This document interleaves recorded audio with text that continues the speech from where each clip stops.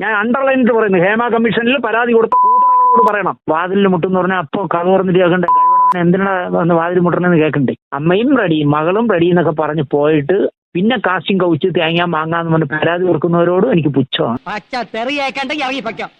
Justice Hema commission report പുറത്തുവിടുന്നതുമായി ബന്ധപ്പെട്ട് നിരവധി ചർച്ചകളാണ് നടക്കുന്നത്. സിനിമാ മേഖലയിലെ പ്രശ്നങ്ങൾ അടങ്ങിയ റിപ്പോർട്ട് പുറത്തുവരുന്നതിൽ ചില എതിർപ്പുകൾ നിലനിൽക്കുന്നുണ്ട്. എന്താണ് ഈ റിപ്പോർട്ടിലുള്ളത്? ഞാനും കേട്ടു, പറഞ്ഞിട്ട് എന്താ കാര്യം? ഈ നാട്ടിൽ കാശുണ്ടെങ്കിൽ എന്ത് നടക്കും? 2017 നടിയെ ആക്രമിച്ച സംഭവത്തെ തുടർന്ന് മലയാള ചലച്ചിത്ര രംഗത്ത് സ്ത്രീകൾ നേരിടുന്ന പ്രശ്നങ്ങൾ സംബന്ധിച്ച ചർച്ചകൾ ഉയർന്നു വന്നിരുന്നു. നിയമപരമായ ചട്ടക്കൂടുകളില്ലാതെ പ്രവർത്തിക്കുന്ന പുരുഷ മേധാവിത്വ ഇടമെന്ന നിലയിൽ കാണുന്ന ചലച്ചിത്ര മേഖലയിൽ സ്ത്രീകൾ നേരിടുന്ന പ്രശ്നങ്ങളോടൊപ്പം സംസ്ഥാനത്തെ സ്ത്രീ സുരക്ഷ സംബന്ധിച്ചും ഈ സംഭവം ഓർമ്മിപ്പിച്ചു.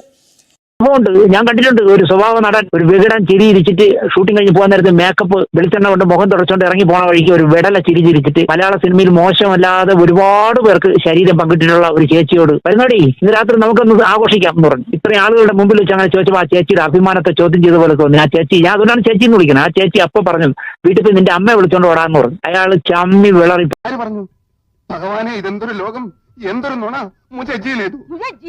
ഇന്നത്തെ മന്ത്രി ഉണ്ടെന്നാണ് പറഞ്ഞത്. അപ്പം എനിക്ക് പറയാനുള്ളത്, കേന്ദ്രമന്ത്രിയാണോ അല്ലെങ്കിൽ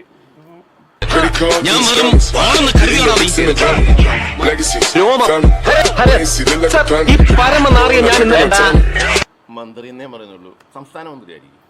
അപ്പൊ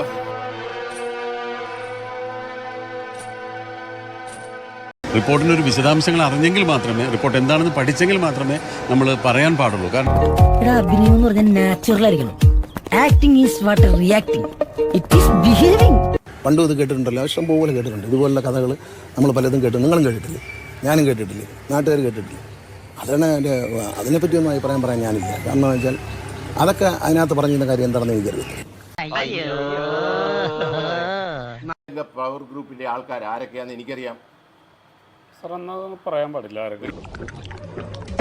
പൊതുജനത്തിന് എന്താണ് പറയാനുള്ളത് കേൾക്കാം. അതില് പ്രമുഖരെന്ന് മാത്രമേ പറയുന്നത്, ആൾക്കാരെ സ്പെസിഫിക് ആയിട്ട് പറയില്ല. തെളിയിക്കാൻ എന്താ വഴി? ഒരു വഴിയുണ്ട്. സർക്കാർ ഇടപെടണം. സർക്കാർ ഇടപെടില്ലല്ലോ, സർക്കാർ ഇടപെടണം. പക്ഷേ ലഹരിയും അതും ഇതൊക്കെ അങ്ങ് ഒഴിവാക്കിയാൽ തന്നെ പകുതി പ്രശ്നങ്ങൾ തീരും. വളരെ ചീപ്പായ ഒരു ഏർപ്പാട് നമ്മൾ ഇത്രയും സിനിമാ മേഖലയിലൊക്കെ നടപടി വേണം. അതാരായാലും ശരി നടപടി വേണം.